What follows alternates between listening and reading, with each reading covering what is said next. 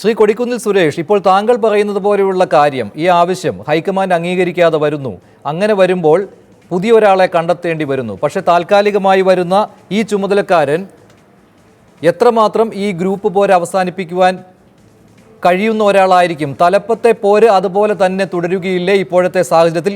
ശ്രീ ജയശങ്കർ പറഞ്ഞു വെച്ചതുപോലെ ഒരു പുതിയ KPCC പ്രസിഡന്റിനെ തെരഞ്ഞെടുക്കുന്ന കാര്യം ഇപ്പോഴത്തതിനേക്കാൾ കട്ടിയായിരിക്കും. ഈ ചോദ്യം സാങ്കല്പികമാണ് മഞ്ജുഷ്.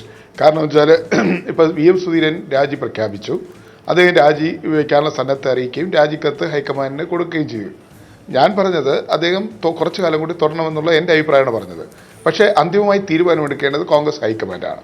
കോൺഗ്രസ് ഹൈക്കമാൻഡ് എല്ലാ നേതാക്കളുമായി ചർച്ച ചെയ്ത്, പ്രത്യേകിച്ചും കേരളത്തിൽ നിന്നുള്ള സീനിയർ നേതാവ്, വർക്കിംഗ് കമ്മിറ്റി ഷെയ്ഖാൻ ഉൾപ്പെടെയുള്ള നേതാക്കന്മാരുമായി ചർച്ച ചെയ്ത് ഇക്കാര്യത്തിൽ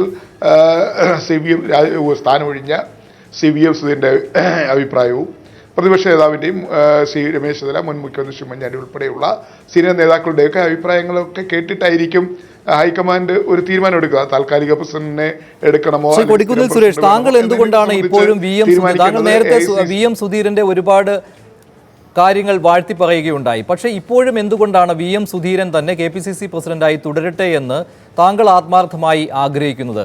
പാർട്ടിയിൽ വിരലിലെണ്ണാവുന്ന നേതാക്കൾ മാത്രമല്ലേ ഇത്തരമൊരു ആഗ്രഹം പ്രകടിപ്പിക്കുന്നുള്ളൂ? അല്ല, ഞാൻ അങ്ങനെ ആവശ്യപ്പെടുന്നതിന് കാരണം ശ്രീ VM സുധീരന് കേരള രാഷ്ട്രീയത്തിലും കേരളത്തിന്റെ പൊതുസമൂഹത്തിലുമുള്ള ഒരു അംഗീകാരം, ആ അംഗീകാരത്തിന്റെ അടിസ്ഥാനത്തിൽ അത് ശരിയാണ്. പക്ഷെ പാർട്ടിക്ക് ഗുണം കിട്ടിയിട്ടില്ല എന്നാണ് പ്രമുഖ നേതാക്കളുടെ അഭിപ്രായം. പാർട്ടിക്ക് VM സുധീരനെ കൊണ്ട് ഗുണം കിട്ടിയിട്ടില്ല എന്ന നിലപാട് ആണുള്ളത്. അതുകൊണ്ടാണല്ലോ ഉമ്മൻചാണ്ടി സഹകരിക്കാതെ മാറി നിന്നത്. തെരഞ്ഞെടുപ്പിന് ശേഷം വീണ്ടും ഹൈക്കമാൻഡിന്റെ മുന്നിൽ നിന്നും ഉറപ്പ് കിട്ടിയതിന് ശേഷം അദ്ദേഹം സഹകരിച്ചു തുടങ്ങിയിരിക്കുന്നു. ഉമ്മൻചാണ്ടിക്കും VM സുധീരനും ഒരേപോലെ ഇടം പാർട്ടിയിൽ ഉണ്ടാവുകയില്ല എന്ന് തന്നെയാണല്ലോ പാർട്ടി നേതാക്കൾ വിശ്വസിക്കുന്നത്. ഈ തിരിച്ചറിവ് കൂടി VM സുധീരൻ ഉള്ളത് കൊണ്ടാണല്ലോ ഈ ആരോഗ്യ പ്രശ്നങ്ങൾ പറഞ്ഞുകൊണ്ട് ഇപ്പോൾ അദ്ദേഹം മാറി നിൽക്കാൻ തീരുമാനിച്ചിരിക്കുന്നത്. വീണ്ടും VM സുധീരൻ തന്നെ തുടരണം എന്ന് ഇങ്ങനെ ആത്മാർത്ഥമായി പറയുന്നത് എന്തുകൊണ്ടാണ്? അല്ല, VM സുധീരൻ KPCC പ്രസിഡന്റ് ആയതുകൊണ്ട് പാർട്ടി ഗുണം കിട്ടിയില്ലെന്ന് ഉമ്മൻചാണ്ടി എവിടെയെങ്കിലും പറഞ്ഞതായിട്ട് ഞാൻ ഓർക്കുന്നില്ല. VM സുധീരൻ KPCC പ്രസിഡന്റായി വന്നതിന് ശേഷമാണ് അരുവിക്കര ഉപതെരഞ്ഞെടുപ്പിൽ നമ്മൾ ജയിച്ചത്. അതിനുശേഷം നടന്ന പാർലമെന്റ് അതിന് മുമ്പ് നടന്ന പാർലമെന്റ് തെരഞ്ഞെടുപ്പിൽ 11 സീറ്റുകളിൽ UDF ജയിച്ചു വന്ന VM സുധീരൻ KPCC പ്രസിഡന്റ് നേതാവ്. ഞാൻ പറയാം, A ഗ്രൂപ്പിന്റെ തന്നെ ഒരു പ്രമുഖ നേതാവാണല്ലോ മുൻ മന്ത്രി KC ജോസഫ്. അദ്ദേഹം പരസ്യമായ അഭിപ്രായ പ്രകടനമാണ് നടത്തിയത്. G കാർത്തികേയനായിരുന്നു KPCC പ്രസിഡന്റെങ്കിൽ ഭരണ തുടർച്ച ഉണ്ടാകുമായിരുന്നു എന്ന്. ഭരണ തുടർച്ച ഉണ്ടാകാത്തതിനാണല്ലോ ഉമ്മൻചാണ്ടിയുടെ എതിർപ്പ് പ്രകടമായി ഉള്ളതും. അല്ല, ഭരണ തുടർച്ച ഉണ്ടാകാത്തതിന് കാരണം ഏതെങ്കിലും ഒരു നേതാവിൻ്റെ മാത്രം കുഴപ്പം കൊണ്ടാണെന്ന് കേരളത്തിലെ കോൺഗ്രസ് പ്രവർത്തകർ ആരെങ്കിലും വിശ്വസിക്കുമെന്ന് ഞാൻ കരുതുന്നില്ല. ഭരണ തുടർച്ച ഉണ്ടാകാത്തതിനുള്ള ഉത്തരവാദിത്വം താഴെത്തട്ട് മുതൽ മുകൾത്തട്ട് വരെയുള്ള എല്ലാവർക്കും ഉണ്ട്. അത് ആരെങ്കിലും ഒരാളുടെ മേൽ കെട്ടിവെച്ച് ആർക്കെങ്കിലും കൈ കഴുകാൻ സാധ്യമല്ല. നമുക്കെല്ലാവർക്കും അറിയാം, പാർട്ടിക്ക് ദൗർബല്യങ്ങളുണ്ടായിരുന്നു, ഭരണത്തിൽ അതിൻ്റെതായ കുഴപ്പങ്ങളുണ്ടായിരുന്നു, എല്ലാ തരത്തിലും സാമുദായികമായ ചേരിതിരിവുകൾ ഉണ്ടായി.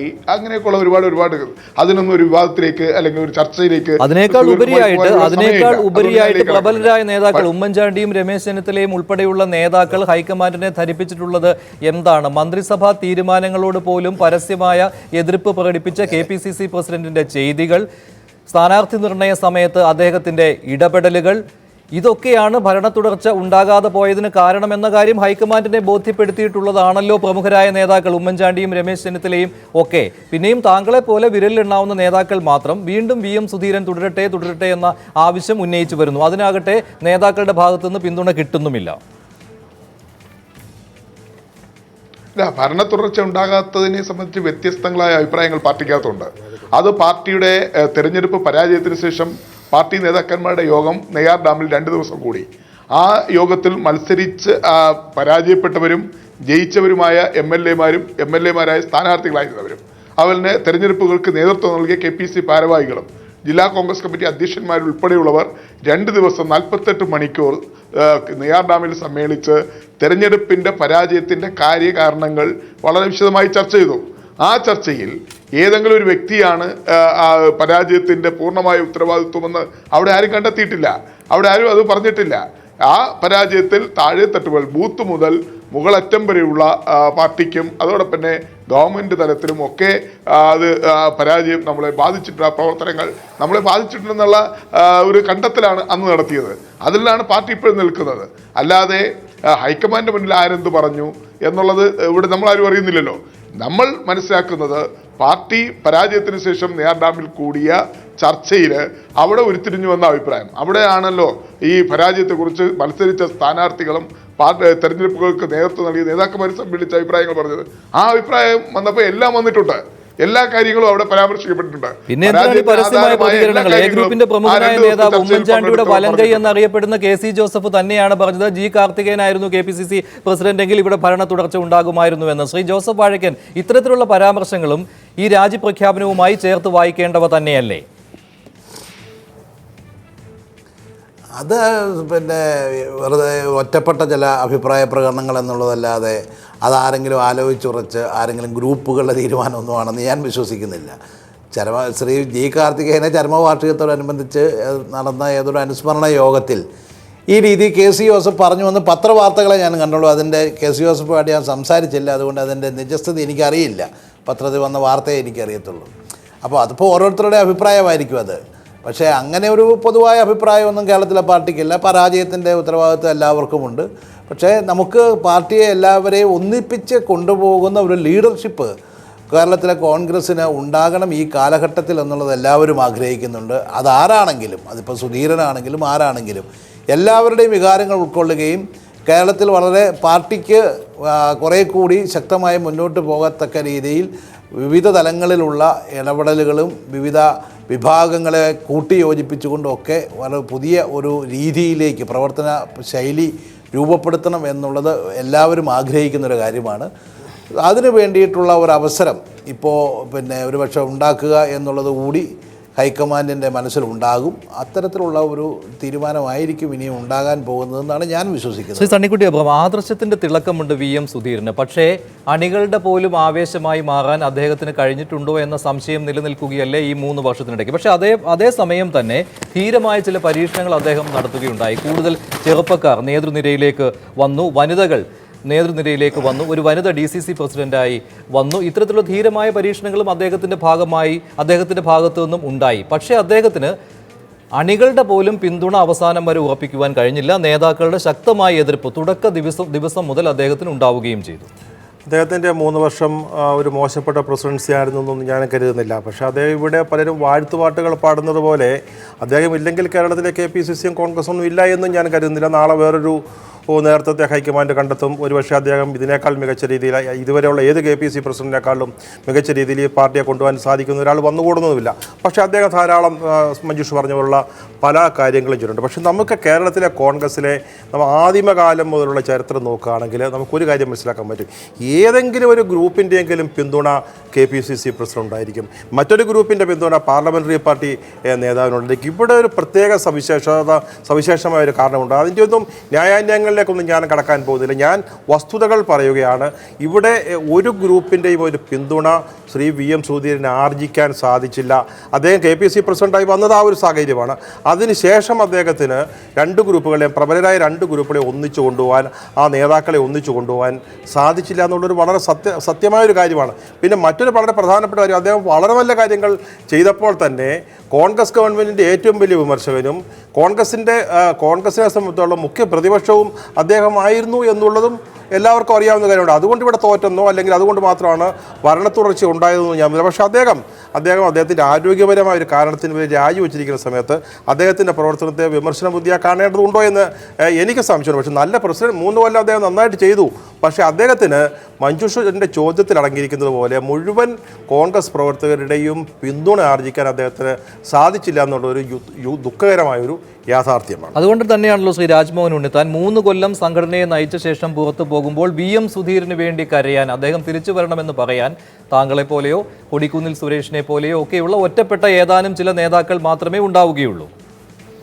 നേതൃനിരയിലാണ് ഞാൻ പറഞ്ഞത്. അല്ല, സണ്ണിക്കുട്ടി പറഞ്ഞതിനോട് എനിക്കൊരു അഭിപ്രായ വ്യത്യാസമുണ്ട്. കാരണം കോൺഗ്രസിനകത്ത് അങ്ങനെ ആരും അനിർവാര്യമായ ഒരു ഇതല്ല. ഇത് കോൺഗ്രസ് എന്ന് പറയുന്ന ഒരു വികാരമാണ്.